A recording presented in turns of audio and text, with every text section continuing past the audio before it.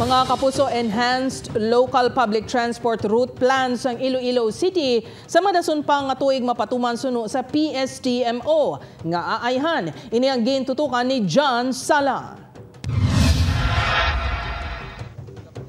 Halin sa naga-eskwela tubtob subong nga nagaobra jeep ang mayor nga transportasyon ni Jenny. Kag subong nga may mga modernized jeep na mas mahapos na kunong biyahe. Gani isa ini sa mga luyag nga dalayo na nga mapatuman ang enhanced local public transport route plans ang Iloilo City. Para do komportable ka man bala sa raw nga siyempre, modernized aircon, hindi mag-in-out. Apang ginkumpirmar sang Public Safety and Transportation Management Office o kon PSTMO nga hindi ini matigayon sa mga tuiga.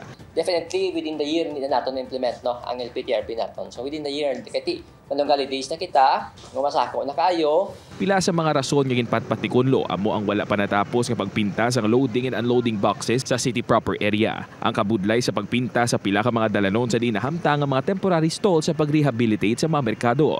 Pagpanghangkat man kuno ang malain nga tiyempo. Kinahanglan man nga magbutang sang dugang nga road signs kag mga ngalan sang ruta sa strategic area sa syudad agud maggiya sa mga commuter.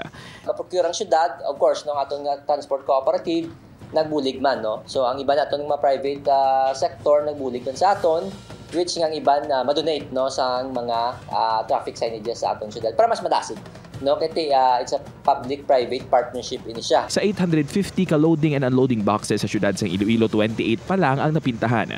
Mayara naman sang 2,290 ka mga traditional kag modernized jeepney nga nagabiyahe na sa syudad. Tuman kadamo sa gina-require nga 1,782 ka mga unit sa idalom sang enhanced LPTRP. Sunod naman kay Councilor Cedfrey Cabaluna nga chairman sang Transportation Committee, kinahanglan pa nga ipaidalom sa dugang nga seminar kag training sa mga driver sa mga modernized jeepneys.